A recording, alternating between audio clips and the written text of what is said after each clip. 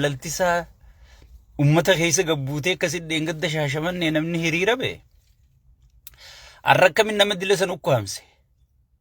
San qofa osoo hin taane mootummaan poolisii tokko gartanii isin wanti qoratan tokko Finfinneetti 200 fudhatee hatturra duuluun jabaatee itti fufa. Way janiitii kana oofan tokko hin garreessin. Hatturra duuluun jabaatee itti fufa.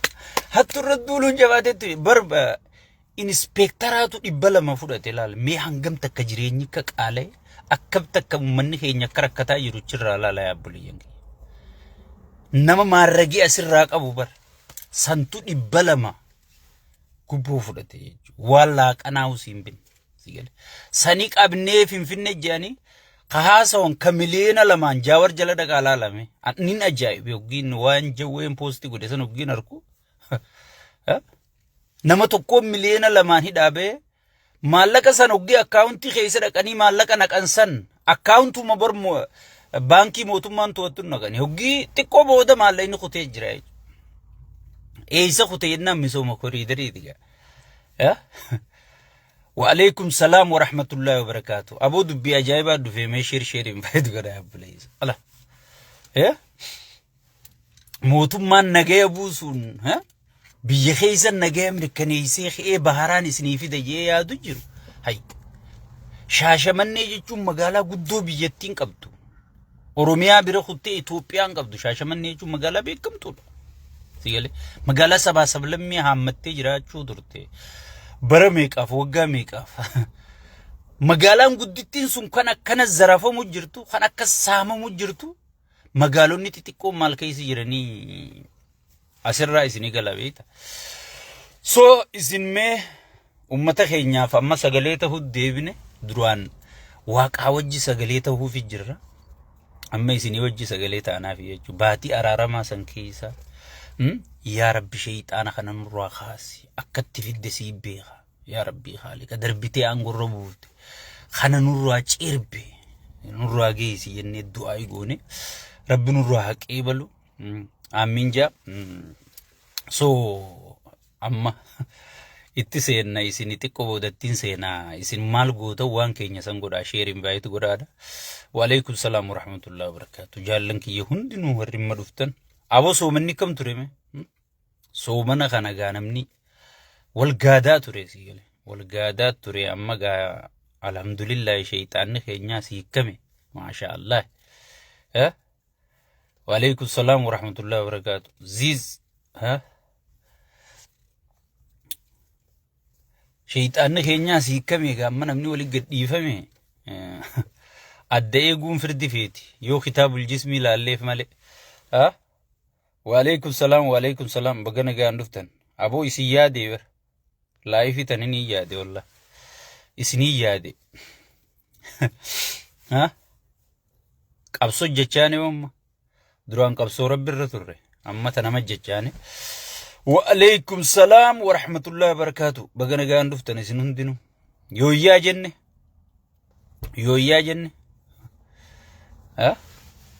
ايه الحمد لله ملكم تانا والربي واني ننفذه عند خيري في انفذه الحمد لله جاء جيمي شيطان نوغي خميس الحمد لله غافي دميس الحمد لله چرامال قمنا سيغلي چرامال قمنا والربين كينيا فيته هيه اما غرا سغنتا خياتين سينا تقوان تكان عبدتي سنغودا جيتين يرو دبي تقوان دراما idduu tana deemuu ture drama idduu tana Amaaraa fi Oromoo fi sabaa sablammii Tigree Maarree walitti dhufuu turan tokko waan keeysoo jiraatiin xiqqoo isiniin gaha jeetiin irra guddaa Oromoon waanuma babarreessina qubeen teenyaa caccabtuma takka irra guddaa namni keenya waa hiis waa dhageeffachuu fedhaa jechuu waa barreessuu caala. isin dhaamsa nuti finnu kana maal gootan share invite gootaniiti ilmaan Oromootiin geessanii jechuudha. Dheengadda drama burtukaanarraa kaaname intala burtukaan jedhamtu ta Amaaraa san maaliif dhuftee jee yoo na jala gaseentanii laaltan wanni kun diraamaa irraa ifee eegaa jeetiin durse hayyoota keenya jawwee dura taayyee dura maal dura miixaqishoo duraan isinii maxxansee jechuudha. Si galee alhamdulillahi abiyyiif galanni haa ga'u hin turreen bulle falfalli gowwaan dhokatu jaan si galee sakan duma dhufee jechuudha. Yaa obboleeyyan kiyya diraamaan sun hundi maaliif deeme? Diraamaan sun hundi maaliif godhame? Diraamaan sun hundi maaliif hojjetame jennee gaafa laallu hiriira dheengadda hiriira kijibaa si galee qawzoon ummanni garaan beelaa kaadireen milishaan uleedhaan baasu jirtu qawzoon manni irra diigamu jiru bagama mee ummanni tokko mee isinummaaniif gaafadhaa rabbi sodaadha bagama nanarra diide baga gibiraan na saamte baga na buqqifte baga jireenya na dhorkite baga ilmooti ya fuutee waraana jettee waraana hiikaan qabne fitte si galee bagaan gudeedame jee ummanni ifirratti hiriira baame si galee namicha kana wanni sheeyxaana jee maqaatti baaseef sheeyxaanni dhiiga malee jiraachuu hin danda'u jechuudha. Sheeyxaanni kuni dhiiga malee jiraachuu hin danda'u namichi.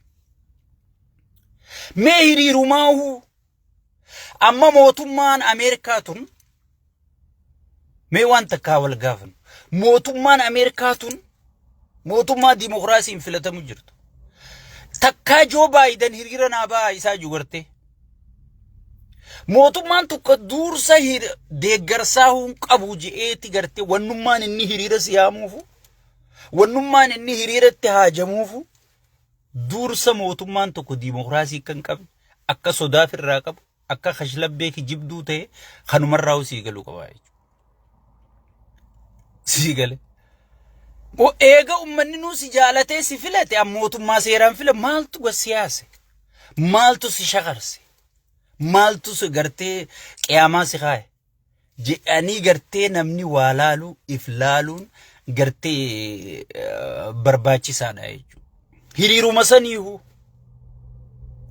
hiriiruma saniihu ummanni keenya dirqamee bahe ummanni tokko wallaahi billaahi an takka takkattiin kaadiree ummata dirqitu hunda qunnama laal jarri kun saayiba kiyya wajji turre kaadireen tun irra guddoon nama nuti aangoffin anummaan isin gartan kun si galee wal beeynaasi obboleeyyan keenyaasi akkuma dur yaada wal dabarfannu yaada wal dabarfachuu jirra jechuudha.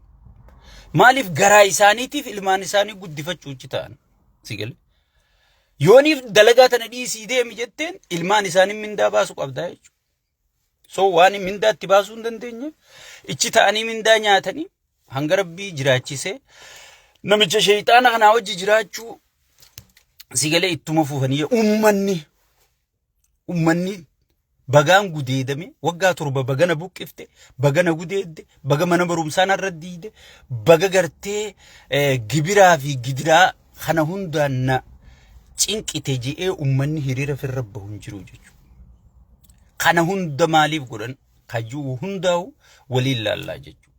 Si galee sa'aatii muraasaaf isin hojii turuuf qophaa'eetiin dhufee isin maal gootan sheer gootaniiti waliin geggeessanii sheeyni gartee laa'if irra deebi'ee jettaniiti maaliif amma dura wagga baatii takkaaf waan boqonnarra turreef namoonni baay'een isin gaabaatuma takka nama irraanfatte hay amattu kullee uzuu isin irraa ture nama barbaadan jechuun baatuma takka nu irraanfattanii hay ajaa'iba qabdan boo kana gartee adda isinii baasuuf hin dhufee jechuudha. So ummanni keenya dirqamee hiriira bee dirqamuma sanuu eenyu ka dirqame Oromiyaa qofa. Jijjiiramni Oromiyaa qofaaf dhufe. Jijjiiramni Affaariin dhufne. Soomaleen dhufne. Tigraayin dhufne. Sigale Amaaraan dhufne. Naannolee 12 Itoophiyaan amma karaa 10 meeqaa tana jirti. Kana jijjiiramni dhufne. Sila arra jijjiirama kana warra gartee wayyaaneen deengadda akka eeggata keeyse. Kana arra inni afaan isaanii afaan federaalaa haa ta'u ju. bar afaan oromooti wajji afaan shan dhiyeesse qaallichi ni bar afaan oromoo gaqqabuuf gaafii oromoo tana gaxxiqqeessuuf ummata soomalee ha gaafii afaan keenya afaan federaalaa akka nuu ta'u ji'ee takkaa gaafateen beekne ummata warra kibbaa ka afaan keenya afaan federaalaa nuu haa ta'u ji'ee takkaa gaafateen beekne fidee afaan oromoo qindeessee bar afaan shan afaan federaalaa godhuu deemnaa jee bar ummata ozoon gatii takkan kafalin akkanuma dhufe sadarkaa sanitti afaan isaanii hundi ol guddateef silaa warri arra lakkoofsa tokkoffarratti bilziqinnaa hiriira bahuu qabu warra sanii bar beeyta akkasii warri lakkoofsa tokkoffarratti osoon gaafiin gaafatin osoon nama tokko gatiin kafalchiisin bar nuti hayyoonni keenyatti kholaafame qabeenyi keenyatti zarafame afaanummaan kun afaan federaalaa haa ta'ani qaallicha gaafii teenya tana busheessuuf akkam godhe afaan shan fideeti afaan federaalaatiin godhe wooma gaafannuu fi waan adda wallaallee firraatti dhiifnee jechuudha silaa arra warri oromiyaa dura hiriira bahuu qabu warra sanii jechuudha warri sun maaliif itti roorrifamin maaliif gaachirni sirnaa isaan hiriiran baasin ji'iitii if madaali anilleen siifiin himaa jechuudha warri sun hooggantoota qaban hooggantoota gartee faayidaan bitamne hooggantoota garaa saban gurguranne hooggantoota gartee kaayyorra cichan san qaban lammaffaa wal dhageeffatan sadaffaa tokkummaa qaban afraffaa hidhannoo qabanii jechuudha jabina qabanii Tigraay imma qaallichi kun seenee gartee akka oromiyaa baxaabbatu kanatti oromiyaa wadalarra haatee wadalaa fi beera kanarra guuree akka fedhe oromoo godhu kana hin godhu amaarri akkasi maaliif oromiyaan akkana taate nama humna qabuu biran dhaabbannu sigale mee waboo bira dhaabbachuu jirtanimma qadaawid magaalaa taa'uu jecha waborra duulu meeqaa jira waboon hanga dandee bar hidhatee fedhu kararraa jiraatu fedhu kararra sun dhimma isaati garuu diina kee ajjeesee duu jira bar sigale kanamicha magaalaa taa'uu jecha sigale nama humna qabu kanarra horrisuu jira jechuudha hin beenu faayidaa humnaatiis hin beenu gatii humniti qabdu namni humna qabu akkatti kabajamu hin beenu jechuudha sigale hin beenu anumarraa eegali hin beenu anu amma naagalaa dhufte malee bar impaayiriin kun afaan qawweetiin yoo humna qabaatti malee namni si kabajuun jiru gijamu aboon raawusaa nuti nama dila kana nuti gartee yoo gaara kanatti ol baanee itti gaffincaannee galaana taanee fuunee kunna diinni oromoo dura dhaabbatu yaaboon dhageeffadhu awwaannaa galeen sirrisiim wallahi faayidallee sirra arkachuuf waa takka huuliiti jedalagaddeetiin jiraadha ngarabbina jiraachise sigale garuu onni irraa hin siimaa dhageeffadhu yaa saba yoo humnan qabaanne namni si kabajuun jiru hawaasni tokko jabaas hin qabu laafaas hin qabu gootaas hin qabu luynaas hin qabu hawaasni tokko dhageeffadhu ka luyna si godhu ka jabaa si godhu hooggana keetii jechuudha sigale hawaasa tokko ka jeeyna godhu ka luyna godhu hooggana isaati aboo bar hawaasni arra piippiin itti taphachuu jirtu kun hawaasa arrabar osoon inni arkuu ilmoo isaa dura gudeedan kun hawaasa osoo inni arkuu manarra isaarra diigan kun hawaasa osoo inni arkuu baale riiraan akkam jirti arra keessa maal keessa jirti sigale arra baale riira maal keessa jirti hawaasni arra kanatti gartee gidiraa keessa arkee gidiraa tana hundaa'u sigale fudhatee deemu jiru kun dirdawaan maal keessa jirti harargeen arra bizinesnisi khufee sigale arra harargeen maal keessa jirti harargeen dur namni deemee qaariyaa bira taa'ee diirrabbii kana bal'isuudhaan beekamte arra ilmoo takka qaraasifachuu dadhabdee guddifachuu dadhabde arra ozoon hawaasni maa akkana keessa osoo jiru si gale bineensa kana jala taa'u jira jechuudha. Maaliif hoogganootatu hin jirre jechuudha. Hoogganoota hawaasni RPP jala akka taa'u jiru kun dheengadda taankii dura dhaabbatu ture adda kenneefi maali dheengadda hoogganaa jira jechuudha. Dhiira akka Jaawar maammattanaa jira jechuudha. Jaawarii dhayxanii harkanan dhayxanii aleeysitan si gale. Hawaasa ansiifin hima. Hawaasa tokko jeeyina godhu hooggana. Kaluuyina godhuus hooggana. Si gale. Tigreen amma jeeyina maarreedhaa miitirkishoo jedhan. Hoogganoota isaaniiti. Bara hoogganoonni keenya kanuma dheengadda baranga qaallichi kijiba abiyyiin isin sobaa.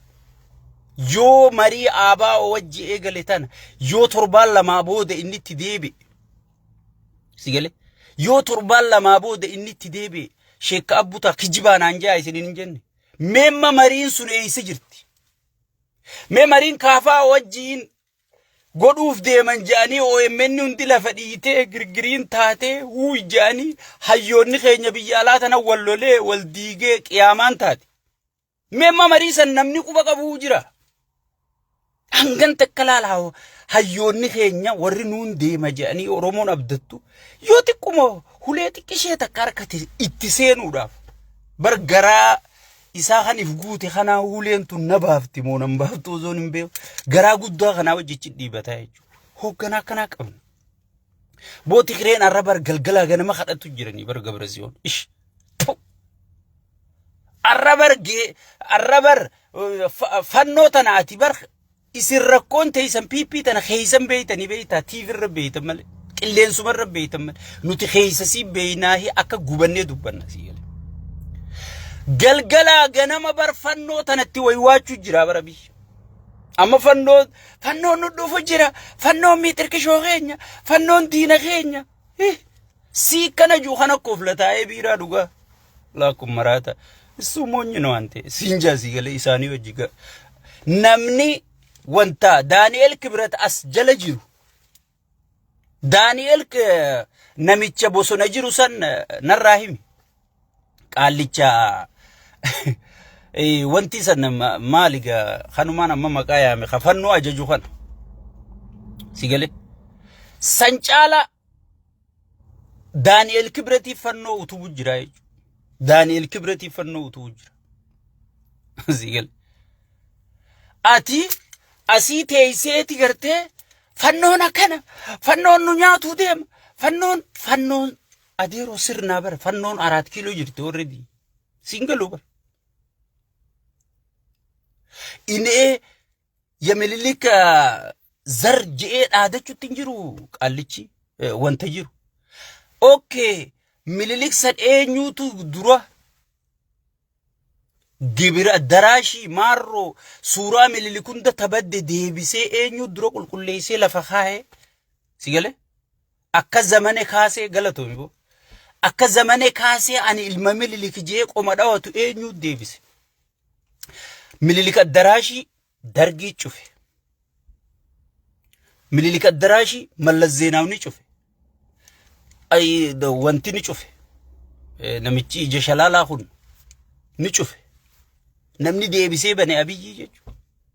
Mee eenyuutu fannoo jechuun sirnaa bar namoota miti bar ati bar zamane kaasee chin laalu jirta bar hay nuti si gale nuti maarreedha nuti mililik du'aa ka'ee taa'ee hinaasoyne ilma kiyyaa jannata keessa wal garraa nageetti maayyitti hin jenne sirna mililik nu deebisuu deema mililik already 4 kiiloo jira deero sirni mililik ayila maarame sirni mililik already 4 kiiloo jira wanni mililik dalagaa ture hundi taafti takkan jirtu sigale sanifu mililik ati sirni ati chifraa'ee dumaaroon chifraa'ee dunjirtu so wali qabatti maanaan ayatoota kanaa kaniin anaasoo ture hoogganoota qabnu dhugaan siimanii Jaawar tokkichaan silaa onnee qabu taayyeen silaa onnee qabu hin dhaggeeffatan. Marroo silaa onnee qabu jala yaatan. Hay. Boo namni harki tokko kophaa'eef hin dha'u bar. Silaa irra isin osoo ijoollee tana ol fuutanii wal nuu ta'a jettanii isin Abiyyi wajji ol ta'u maaltu isin dhoorge isin rakkise. Ifi ijoolluma tana dura waliin taasiftanii. Biyya alaa tanatti marii Oromoo guddoon qopheessitanii hayyoota Oromootiif. Cal jettanii waa'ee Itoophiyaa ittuma dhiiftanii. Wallahi billahi tallahi akkam deemnu kanatti an dhugaan isinii. Jala mureetiin dhugaa isinii. Forever Abiyyi taa'eetuma isin nu fixuu ta'a. Dhugaan isinii. Namni dura gad taa'eeti. Eessa kufne, eessa kaane, eessa deemne jee wal mari'ata. Sigalee. Jaawarii fi marroo waliin teessisuuf takkaa dhiibbaa gootanii beeytanii. Beeytanii takkaa. Bar waboon akka irratti akka hidhateen beeku maaliif itti deemuu dadhabe kanatti? Maaliif ajandaa ta'uu dadhabe? Siyaasaan biraan jirtu. Siyaasaa eenyu harkaa qaba? Jaawarii. Jaawar kanaa fi jara kana kallattii takka irra deebisuudhaaf carraaquu maaltu isin dhoorge? Sigalee? Amma yoo osoo wanni taate namni humaa harkaa hin qabne haga ammannu hin. So wanni ummata keenya gartee milishaan nyaateetu garaan qabne. Milishaan takkaa gartee nyaateetu garaan qabne wanni ummata keenya dhiitee hiriira baasuuf wanni ummata keenya dhiitee buqqisuuf sigalee humna qabnu humna xiqqoo qabnu tana guddifachuun beenu sigalee barboo arraa amaarri guutuun Abiyyi biiroo guuratee bira taa'uun hundi bar fannoo fi wanta ta'a.